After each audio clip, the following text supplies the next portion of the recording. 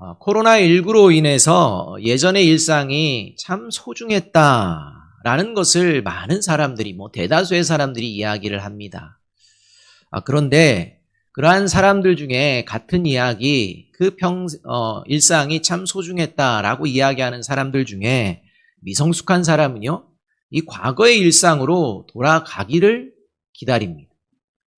과거의 일상으로 돌아가기만을 기다리고 이제 지금이라는 상황은 내가 최선을 다할 수 없는 상황이야 라고 합리화를 하며 지금 현재 주어진 상황에 최선을 다하지 않습니다. 나중에 일상으로 돌아간다면 내가 그때 다시 한번 시작해야지 라는 생각만 한다는 것입니다. 그런데 이 성숙한 사람은 과거의 일상으로 돌아가는 것에 매이지 않습니다. 오늘 주어진 시간이 더욱 소중하다는 것을 깨닫게 된다는 것입니다. 그래서 과거의 일상에 매이는 것이 아니라 오늘 내게 주신 그 시간을 의미 있게 살아내고자 힘을 씁니다. 이것이 성숙한 모습입니다. 지금 우리는요, 코로나19 상황이 심각해져서 예배 필수 인원을 제외한 성도님들은 또다시 비대면 예배를 드려야 되는 이러한 상황에 처할 수밖에 없습니다. 그나마 좀 모여서 예배를 드릴 때는 그나마 좋은 상황이었습니다. 그런데 그런 상황에서도 일상이 되었으면 좋겠다라고 생각하는 분이 있다면 그게 아니라 그 상황 속에서도 어떻게 하면 하나님께 최선의 예배를 드릴까라고 생각하는 그런 분들도 있다는 것입니다. 오늘도 마찬가지입니다. 이제 좀 많이 모여서 예배 드리지 못하고 이제 정해진 인원 외에는 드릴 수 없는 이런 상황을 보며 언제나 일상이 돌아올까라는 생각을 하는 사람이 있는가 반면 오늘 이 시간도 하나님께 진정한 바른 예배를 드리고자 정말 영과 진리로 마음과 정성을 다해서 하나님께 드려야지라고 생각하며 예배 자리에 나오는 분들도 있다는 것입니다. 바라기는 비대면으로라도 예배 드릴 수 있음에 감사하며 마음과 정성을 다해 하나님께 영과 진리로 예배 드리는 오늘이 되어지기를 주님의 이름으로 부탁드립니다. 모든 분들이 그러한 마음으로 예배 드릴 때 하나님의 역사가 이루어지고 또 이 한 주간 하나님의 선하심을 기대할 수가 있습니다. 오늘은 대림절 세 번째 주일입니다. 우리가 이렇게 이제 필수 인원을 제외한 인원들이 예배당에 못 모이는 이런 상황 속에 대림절 세 번째 주일을 지내고 있다는 것은 아주 우리에게 귀한 메시지를 담아낼 수가 있다는 것입니다. 마지막 예수님이 오시는 날, 마지막 예수님께서 이 땅에 오시는 그날, 저와 여러분이 이 자리에 있을 수도 있고 없을 수도 있다는 것입니다. 만약 저와 여러분이 예수님이 다시 오시는 그날, 저와 여러분이 하나님의 성전으로서 이곳에 함께이지 못하는 것과 같은 이런 모습이 된다면 참으로 낭패한 일이 되어지게 됩니다. 따라서 오늘 우리에게 기회 주시는 하나님의 은혜를 기억하며 예수님께서 다시 오실 때 내가 그 예수님이 기대하시는 그러한 그리스도인의 모습으로서 끝까지 믿음을 지켜내는 삶을 살아내기를 다시 한번 결단하는 저와 여러분이 되어지기를 간절히 바랍니다. 특별히 여러분, 오늘 대림절 세 번째 주일을 맞이하며 계속 드리는 질문이지만 예수님께서 재림해서 이제 오신다고 가정했을 때 예수님께서 들고 계신 이 생명의 책이라는, 생명의 이름이 기록된 책이라는 이 구원자 명단에 저와 여러분의 이름이 있다고 여러분 확신하십니까? 어떠십니까? 예수님께서 오셨습니다. 이제 구원자 명단을 부르십니다. 그때 이학준이라는 이름이 불려질까요? 안 불려질까요? 여러분, 여러분의 이름이 불려질 것이라고 확신하십니까?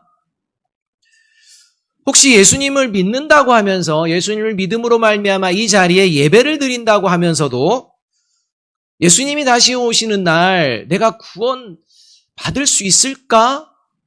라고 확신하지 못하고 의심하는 분이 있다면, 또 나는 구원 받았음이 확실해 라고 믿고 있는 분이 있다면 오늘 우리가 읽은 성경 본문을 잘 들으시기를 바랍니다. 그래서 이 본문을 통해 구원의 확신에 대해서 의심하는 분들이 있다면 구원의 확신으로 새로워지게 되어지기를, 그리고 구원의 확신을 가지고 있는 분이라면 더욱더 확실한 구원이 나에게 있음을 확신하고 고백하는 그러한 오늘이 되어지기를 주님의 이름으로 축복합니다. 오늘 성경 본문은요, 확실히 구원받은 자가 누구인지를 아주 분명하게 말씀해주고 있는 본문입니다. 왜냐하면 오늘 본문 자체가 예수님께서 기도하시는 본문인데 누구를 위해 기도하느냐? 구원받은 자들을 위해 기도하고 계신다는 것입니다.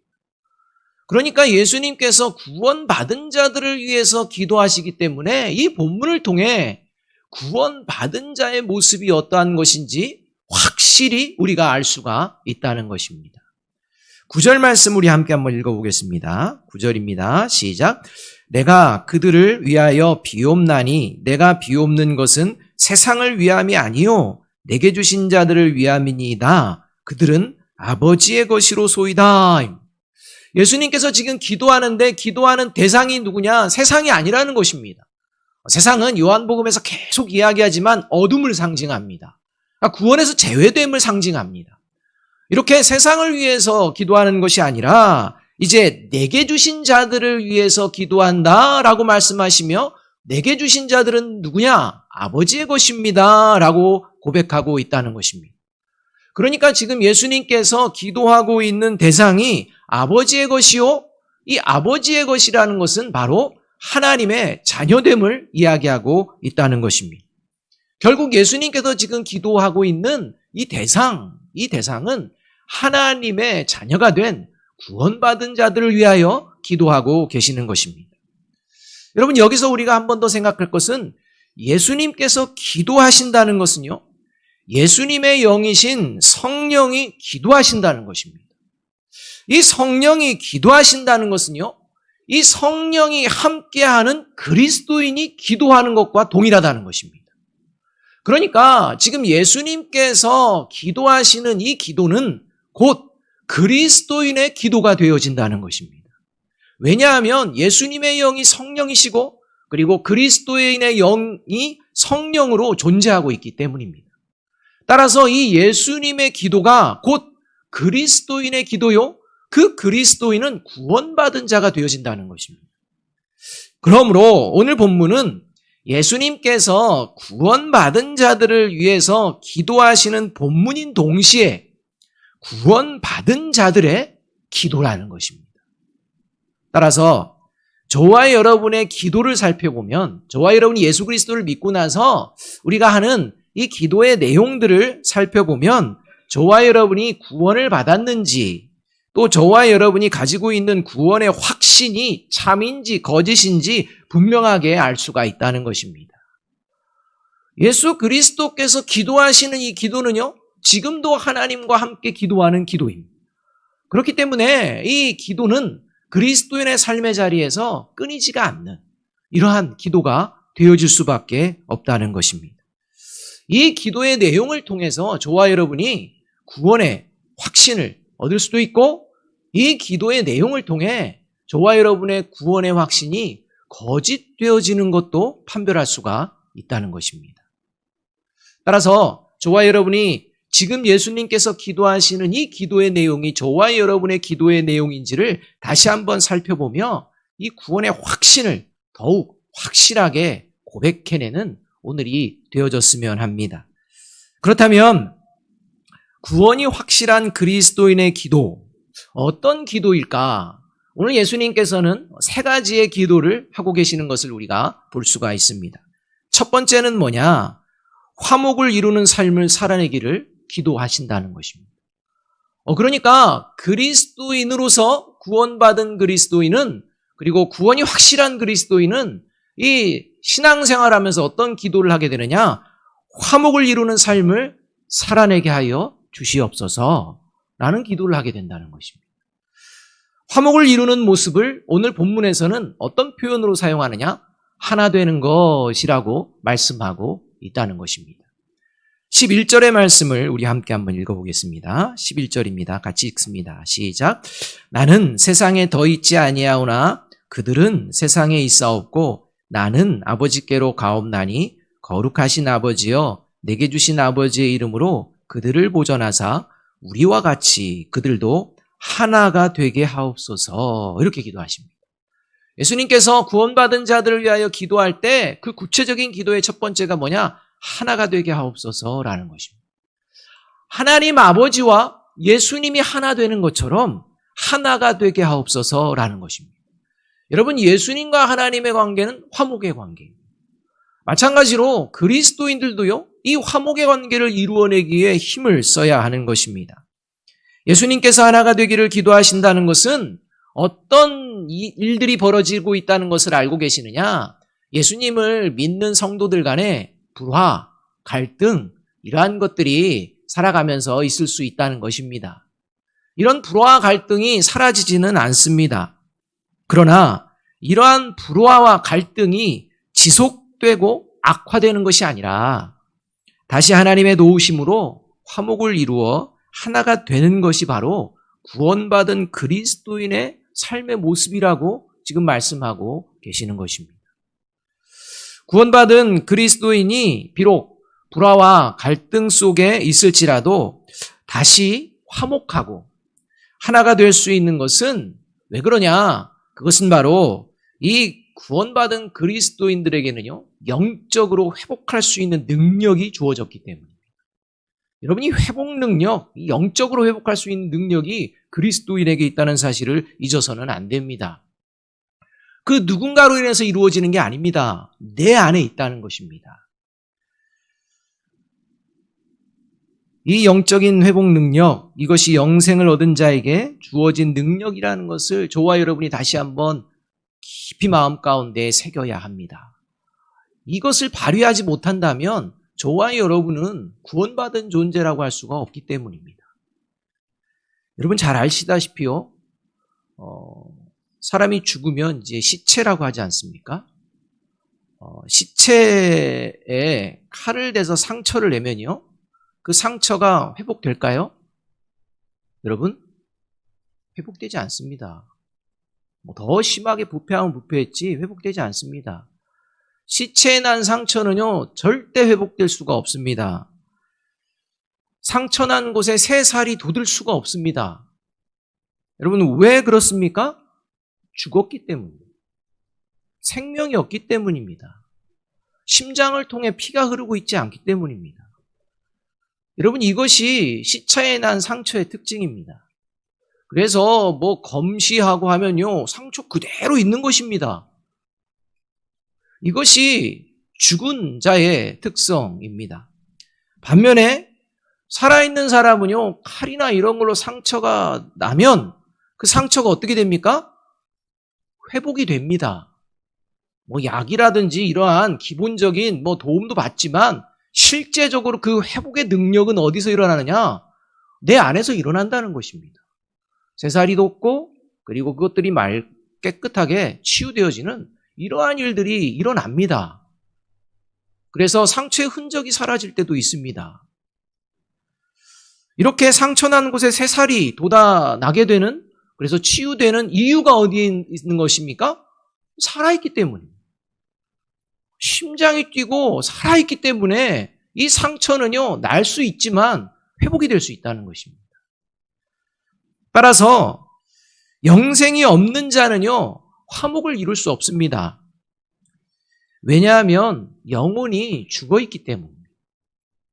영혼이 죽어있기 때문에 화목을 생각하지도 못합니다. 그러나 영생이 있는 자는 화목을 이룰 수가 있습니다. 왜요? 영혼이 살아있기 때문입니다.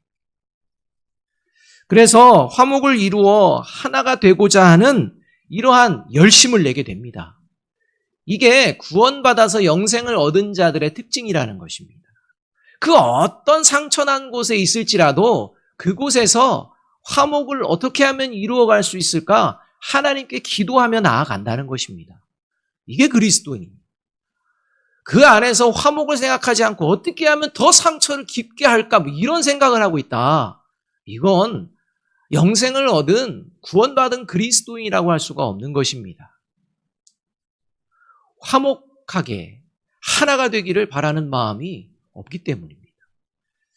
그래서 화목을 이루어 하나가 되고자 하지 않는 이 영생이 없는 자, 구원받지 못한 자의 결국의 모습을 예수님께서는 12절에서 어떻게 말씀하시느냐? 멸망의 자식의 모습이다, 이렇게 말씀하고 있는 것입니다. 그래서 하나가 되게 하옵소서라고 이야기하고 나서 12절을 이렇게 말씀합니다. 같이 한번 읽어보겠습니다. 시작. 내가 그들과 함께 있을 때에 내게 주신 아버지의 이름으로 그들을 보전하고 지켰나이다. 그 중에 하나도 멸망하지 않고 다만 멸망의 자식뿐이오니 이는 성경을 응하게 함이니이다. 이렇게. 여러분, 가룟 유다가요, 예수님을 팔아 넘길 생각을 하고 사탄이 그 마음에 들어갔을 때 예수님이요, 가룟 유다를 설득하고 이러지 않습니다. 왜냐하면 가룟 유다는 이미 그 공동체와 함께하고 싶은 마음이 없기 때문입니다. 하나가 되고 싶은 마음이 없습니다. 그 마음이 왜 그러느냐? 예수님과 화목하는 마음이 없기 때문입니다. 예수님과 화목하고자 하는 마음이 없고 예수님을 팔아버리려는 생각이 들어갔고 그 사탄의 마음이 들어가 버렸으니 그 제자 공동체에서 하나가 될 수가 없는 것입니다. 그러니 예수님이 기회를 주시고 기회를 주시고 기회를 주셔도 다시 돌아오지 않는 이 가룟 유다의 모습을 보시고 붙잡지 않으십니다. 그리고 가룟 유다는 어둠으로 나아가 버립니다. 그래서 어둠의 전사로 전락합니다. 그리고 예수님을 팔아 넘깁니다. 여러분, 이것이 하나님과 화목하지 않은 자가 사람들 관계 속에서의 모습이라는 것입니다. 따라서 그리스도인들은요, 결코 그렇지가 않습니다. 그렇게 될 수가 없습니다. 왜냐하면 성령님이 계시기 때문에. 성령님께서 그렇게 놔두시지 않습니다. 기도하게 하십니다. 하나됨을 지켜내도록 기도하게 하십니다. 그리고 그 능력이 있음을 말씀하십니다. 그래서 에베소서 4장 3절은 이렇게 말씀하고 계시는 것입니다. 함께 한번 읽어봅니다. 시작. 평안에 매는 줄로 성령이 하나 되게 하신 것을 힘써 지키라. 여러분, 이 평안이라는 말이 뭡니까? 화평 아닙니까? 이게 화목이라는 것입니다. 이 화목함을 이루게 하시는 그 하나님의 띠, 사랑의 띠, 이것으로 하나됨을 지켜내는 이런 존재, 이것이 그리스도인이라는 것입니다. 어떻게 가능하느냐? 성령이 함께 하시기 때문이라는 것입니다. 그렇기 때문에 저와 여러분이 이 갈등이나 이 불화 속에서 내가 먼저 어떤 기도를 하고 있는지 돌아보면 내가 구원받은 자인지 아닌지 분명하게 알 수 있게 됩니다. 불화와 갈등이 없을 수는 없으나 늘 화목함으로 하나 되기를 기도하는 저와 여러분이 되기를 주님의 이름으로 축복합니다. 이것이 바로 구원이 확실한 그리스도인의 모습이라는 것입니다. 두 번째로 구원이 확실한 그리스도인은요, 악에 빠지지 않기를 기도합니다. 여러분, 악에 빠지지 않기를 기도한다는 것은요, 악과 하나가 되지 않기 위해서 기도하는 것입니다. 그것을 분명히 알아야 됩니다. 하나가 된다는 것 참 중요하죠. 그런데요, 악한 자들도 악한 일을 할 때는 하나가 됩니다. 그렇기 때문에 우리가 화목함을 이루기 위해서 하나가 되는 과정 가운데에 악이 틈타고 들어와서는 안 됩니다. 잘못된 방법으로 화목과 하나를 말한다면 그건 구원받은 자들의 기도가 아닙니다. 그래서 두 번째로 기도해야 되는 게 뭐냐? 악에 빠지지 않기를 기도해야 한다는 것입니다. 14절과 15절의 말씀이 이러합니다. 같이 한번 읽어보겠습니다. 시작. 내가 아버지의 말씀을 그들에게 주었사오매 세상이 그들을 미워하였사오니 이는 내가 세상에 속하지 아니함 같이 그들도 세상에 속하지 아니함으로 인함이니이다. 내가 비옵는 것은 그들을 세상에서 데려가시기를 위함이 아니요 다만 악에 빠지지 않게 보존하시기를 위함이니이다. 하나님의 자녀들은요, 하나님의 말씀을 듣고 살아내게 되면 이 세상과 충돌하게 된다는 것입니다. 어둠의 영과 충돌하게 된다는 것입니다. 이 어둠의 영에 속한 자들이요, 미워하게 된다는 것입니다. 이런 상황이 그리스도인들이 살아가는 상황인데 예수님께서는 이런 상황을 알고서 그리스도인들을 위해서, 구원받은 그리스도인들을 위해서 구하실 때 어떻게 구하시느냐? 이 악한 세상 속에서 고난을 받으며 살지 않도록 그냥 하나님, 저를 믿는 순간, 예수를 믿는 순간 그냥 죽게 하여서 바로 영원한 하나님으로 이끌어 주옵소서라고 기도하지 않으십니다. 그런 기도를 하지 않는 게 아니라 오히려 악한 세상 속에서 그 악이 현존하는 그곳에서 악과 대적하며 악에 빠지지 않도록 지켜주시기를 하나님께 기도하고 계신다는 것입니다. 왜 여러분 그리스도인이 구원받으면 바로 하나님의 나라에 가기 좋은데 왜 그렇게 고난이 있고 악한 영들이 있는 곳에 악한 영과 대적하며 악에 빠지지 않도록 예수님께서는 기도하시는 것입니까? 그것이 바로 그리스도인이 이 어두운 세상을 향해 하나님의 살아계심을 삶으로 증거함으로 말미암아 이 세상 사람들에게 악한 영이 실제하고 있다는 것을 드러내고 또한 이 악한 영의 권세를 이길 수 있음을 보여내기 위함이라는 것입니다. 그리고 결국 이것을 믿는 자들에게 영원한 생명을 허락하시기 위한 하나님의 계획이 오늘 이 땅을 살아가는 그리스도인들에게 있다는 것입니다. 여러분, 악한 영은 실제합니다. 믿으십니까? 이 악한 영의 실제, 이거를 그리스도인들은 믿습니다. 그래서 이 악한 영의 실체를 알기 때문에 그리스도인들은 악에 빠지지 않기 위하여 기도해야 한다는 것입니다. 악에 빠지기 쉽습니다. 여러분, 세상 사람들은요, 악한 영의 실체를 잘 모릅니다. 악한 영이 얼마나 교묘하고 얼마나 간사한지를 모른다는 것입니다. 이게 하나님을 믿지 않는 사람들의 생각입니다. 그래서 악한 영에 속아 넘어가면서도 그 사탄에 내가 종노릇 하고 있다는 것을 알지를 못합니다. 그래서 당신은 죄인입니다 라는 이야기를 하면 불끈하는 것입니다. 내가 무슨 죄가 있어 라고 하는 것입니다. 왜 그렇게 반응할까요? 악한 영의 실체가 어떤지를 모르기 때문입니다. 근데 이것을 잘 알고 있는 것이 그리스도인이라는 것입니다. 여러분, 만일요, 저와 여러분이 일상을 살아가는 가운데에 처음 보는 사람, 또는 얼마 깊이 사귀어보지 않은 사람, 또는 사귀는 과정 가운데 누군가가요, 저와 여러분에게 정말 입에 든 혀처럼 아주 잘 대해주고 있는 사람이 있다면요, 둘 중에 하나입니다. 둘 중에 하나밖에 없습니다. 하나는 정말로 저와 여러분과 함께하는 것이 좋아서 함께하기를 좋아하는 마음으로 그렇게 행동하는 그런 분입니다. 또 다른 하나는 사기꾼입니다. 여러분, 저와 여러분에게 입에 혀처럼 잘 대하는 사람 중에요, 진정한 마음으로 그렇게 하는 사람이 있는가 하면 그렇지 않으면서 하는 사람은요, 그 마음 가운데에 잘못된 마음을 품고 있다는 것입니다. 사기꾼과 같은 마음이 있다는 것입니다. 그래서 결코 상대방을 위하는 마음으로 그렇게 행동하는 것이 아니라 오히려 자기의 것만을 뭔가를 위해서 하며 상대방을 비참하게 만들어버리는 그런 행동도 서슴지 않게 된다는 것입니다. 여러분, 이것이 이 사기꾼의 특징인데 이러한 사기꾼의 그 간사한 이 특징이 사탄의 특징이라는 것입니다. 사람과 사람이 서로 사랑하는 것이 여러분 악한 것입니까? 라고 말한다는 것입니다. 사람과 사람이 사랑하는데 그게 어떻게 악한 거야? 라고 이야기하면서 간음도 동성애도 문제될 것이 뭐가 있어? 라고 은밀하게 속삭인다는 것입니다.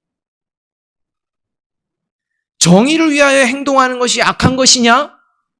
라고 말합니다. 속삭입니다. 정의를 위한 것이니 가짜뉴스, 폭력 이런 것 괜찮아. 수단과 방법을 가리지 않아도 결국 정의만 이루면 돼. 라고 속삭인다는 것입니다.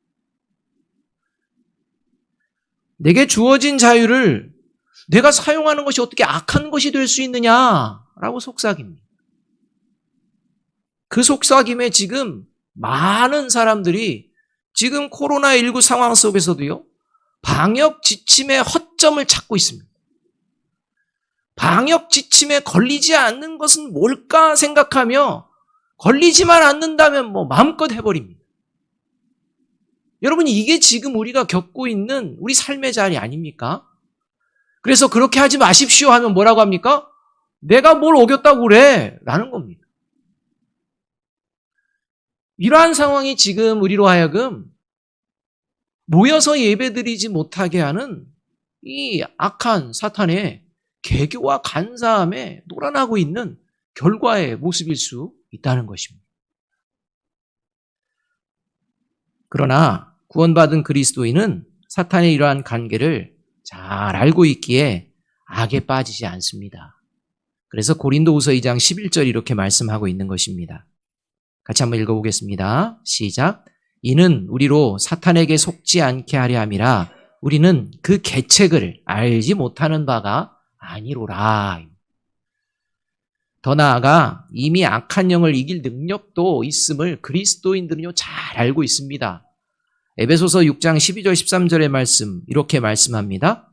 우리의 씨름은 혈과 육을 상대하는 것이 아니요 통치자들과 권세들과 이 어둠의 세상 주관자들과 하늘에 있는 악의 영들을 상대함이라.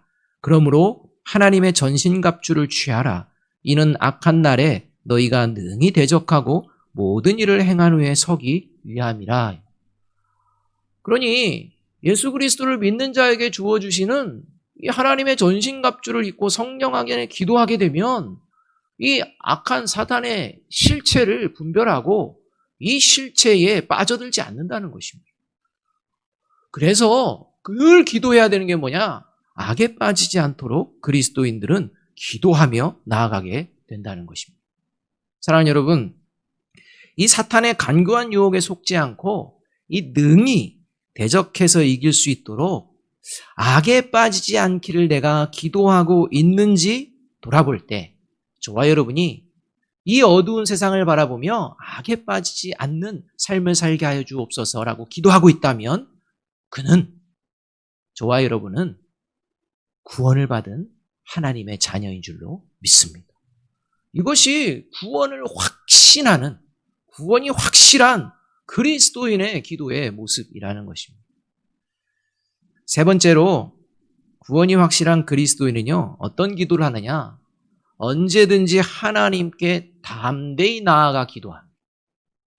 하나님께 나아가 기도할 때요, 담대하게 기도합니다. 뭐 이렇게 움크러들거나 뭔가 못 믿어서나 또는 뭔가 내 속에 뭔가를 들킬까 두려워하는 마음으로 나가지 않습니다. 담대히 나가. 하나님 앞에 여러분 담대히 기도하고 있는지를 돌아보아야 합니다.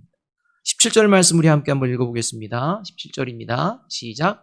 그들을 진리로 거룩하게 하옵소서. 아버지의 말씀은 진리니이다. 예수님께서 구원받은 그리스도인들을 위하여 기도하시는데 진리로 거룩하게 하옵소서라고 기도합니다. 하나님의 말씀은 진리입니다 라고 기도합니다. 결국 예수님께서 기도하는 것은 그리스도인들이 거룩한 존재가 구별된 존재로 살게 하여 주옵소서라는 기도입니다. 그런데 여러분, 이 거룩함과 관련되어서 이 땅에 존재하는 가장 거룩한 곳이 어디인지를 한번 먼저 생각해 보아야 합니다. 구약의 이스라엘 백성들에게요, 가장 거룩한 곳이 어디입니까? 구약의 이스라엘 백성들에게 가장 거룩한 곳은 어디입니까? 성전입니다. 성전 중에서도 가장 거룩한 곳이 어디입니까? 지성소입니다. 하나님의 임재의 상징인 언약궤가 들어있는 지성소가 가장 거룩한 곳입니다. 이 가장 거룩한 곳인 만큼 이 가장 거룩한 곳을 이스라엘 백성 중에 들어갈 수 있는 존재는 오직 한 명이었고 그 존재는 대제사장인데 그도 1년에 한 번밖에는 들어갈 수가 없습니다. 그렇게 하나님께 나아갈 수 있는 것은 쉬운 게 아니라는 것입니다. 하나님이 그러한 존재입니다. 저와 여러분이 하나님이 그러한 두려움 가운데에 바라볼 수밖에 없는 경외로운 존재인지를 저와 여러분이 생각하며 믿고 있는지를 돌아보아야 합니다. 이러한 가운데에 이 하나님의 지성소에 그냥 언제든지 들어갈 수 있는 존재가 이제 생겨난 것입니다. 대제사장도 모든 것들을 성결하고 딱 한 번 들어갈 수 있고, 들어갔다가 만약에 거룩하지 않으면 죽을 수밖에 없기 때문에 방울까지 달 수밖에 없었던, 그리고 끈을 달아서 만약 방울 소리가 나지 않으면 밖에 있는 제사장들이 끈을 잡아당겨서 그를 끄집어내려고 했던 이러한 모습처럼 그 거룩한 곳에 들어가야 되는데, 그 들어가는 존재 중에 아무 때나 담대히 들어갈 수 있는 존재가 있다는 것입니다. 그게 바로 그리스도인. 그게 구원받은 그리스도인이라는 것입니다. 히브리서 10장 19절은요 이렇게 말씀합니다. 그러므로 형제들아 우리가 예수의 피를 힘입어 성소에 들어갈 담력을 얻었나니 라고 말합니다. 여러분, 저와 여러분이 하나님께 기도하러 나아갈 때 그 두려움, 모든 것을 알고 계신 하나님께 담대히 나아가고 계십니까? 만약 그렇지 못하다면 구원받은 게 아닙니다. 아니요, 저는요 언제든지 담대히 나아가요. 과연 그런지 돌아보아야 합니다. 하나님 앞에 담대히 나아가기 전에요 반드시 살펴보아야 될 게 있기 때문입니다. 그것은 바로 하나님의 말씀이 구원에 이르는 진리임을 분명히 믿고 있는가, 그리고 이 하나님의 말씀에 비추어 내 자신의 지금 모습이 죄 가운데 있는 것은 아닌가, 내가 지금 죄를 가지고서 회개하지 않고서 지금 하나님의 거룩한 지성소에 나아가려고 하는 것은 아닌가 돌아보아야 한다는 것입니다. 그리고 죄를 회개하고 다시 하나님의 말씀을 순종하는 삶을 살아내고자 하는 마음인가 돌아보아야 한다는 것입니다. 전혀 그런 마음 없고 그냥 간다? 여러분, 하나님은 만나주시지 않으십니다. 그건 기도가 아닙니다. 그래서 히브리서 10장 19절에 이어서 21절은 이렇게 말씀하고 있는 것입니다. 우리가 마음의 뿌림을 받아 악한 양심으로부터 벗어나고 몸은 맑은 물로 씻음을 받았으니 참 마음과 온전한 믿음으로 하나님께 나아가자라는 것입니다. 그러니까 하나님의 지성소에 담력을 얻어서 나아간다는 것은 어떤 모습이냐? 참 마음과 온전한 믿음이라는 것입니다. 죄로 얼룩진 더러운 마음을 가지고 불완전한 믿음을 가지고 하나님께 나아가는 것, 그건 구원받은 그리스도인의 모습이 아니라는 것입니다. 그리고 이렇게 실제적으로 하나님께 담대히 나아갈 수 있는 삶의 모습, 정말 하나님께 담대히 기도하며 기도의 자리로 나아갈 수 있는 이 삶의 모습을 이어서 히브리서 10장 24절 25절은 이렇게 말씀하고 있는 것입니다. 함께 한번 읽어보겠습니다. 시작. 서로 돌아보아 사랑과 선행을 격려하며 모이기를 패하는 어떤 사람들의 습관과 같이 하지 말고 오직 권하여 그날이 가까움을 볼수록 더욱 그리하자. 그러니까 저와 여러분이 참 마음과 온전한 믿음, 도대체 이게 뭐냐? 이것이 바로 서로 돌아보아 사랑과 선행을 격려한다는 것입니다. 예수 그리스도를 머리로 해서 화목하여 하나 되기를 힘쓰며 모인다는 것입니다. 이것이 하나님 앞에 담대하게 기도의 자리로 나아갈 수 있는 구원받은 그리스도인의 모습이라는 것입니다. 저와 여러분이 오늘 예수님의 이 말씀을 들으며 과연 나는 구원이 확실한 그리스도인가 돌아보는 이 시간이 되어야 합니다. 사랑하는 여러분, 화목을 이루며 하나 되기를 기도하고 계십니까? 사랑하는 여러분, 악에 빠지지 않기를 기도하고 계십니까? 사랑하는 여러분, 진리 안에서 거룩해지기를 원하며 하나님께 나아가고 계십니까? 그리고 그 기도가 참 마음과 온전한 믿음으로 드리는 기도입니까? 그렇다면 저와 여러분은 구원이 확실한 그리스도입니다. 그리고 마지막 날에 예수님께서 저와 여러분의 이름을 기쁘게 불러주실 것입니다. 데살로니가전서 5장 23절 24절의 말씀 우리 함께 한번 읽어볼까요? 시작. 평강의 하나님이 친히 너희를 온전히 거룩하게 하시고 또 너희의 온 영과 혼과 몸이 우리 주 예수 그리스도께서 강림하실 때에 흠없게 보존되기를 원하노라. 너희를 부르시는 이는 미쁘시니 그가 또한 이루시리라. 여러분, 하나님께서 성령을 통해 저와 여러분을 끝까지 하나님의 자녀로 보존하여 주실 줄로 믿습니다. 그리고 저와 여러분을 죄와 사망의 권세에서 끊으시고 부르셨던 것처럼 죄와 사망의 권세를 대적하며 온전한 믿음과 참 마음으로 그리스도인의 믿음의 걸음을 걸어가는 자를 마지막 그 자리에서 또 부르실 줄로 믿습니다. 이게 구원받은 그리스도인의 믿음이라는 것입니다. 그러나 기도하지 않고 또 기도하더라도 참마음과 온전한 믿음이 아니라면 마지막 날에 예수께서 들고 계신 구원자 명단에 저와 여러분의 이름은 없을 것입니다. 그래서 히브리서 12장 14절은 이렇게 말씀합니다. 우리 다 함께 한번 읽어봅니다. 시작. 모든 사람과 더불어 화평함과 거룩함을 따르라. 이것이 없이는 아무도 주를 보지 못하리라. 화평함과 악에 빠지지 않고 거룩함을 따르고자 하는 그런 마음이 없는 존재에게 주님은 주님이 되시지 않습니다. 하나님은 아버지가 되지 않습니다. 하나님의 나라는 그들에게 허락되어져 있지 않습니다. 바라기는 저와 여러분이 진정 하나님께서 기뻐하시는 화평함과 그리고 거룩함을 따르는 삶을 다시 시작해 내시기를 주님의 이름으로 축복합니다. 기도하겠습니다.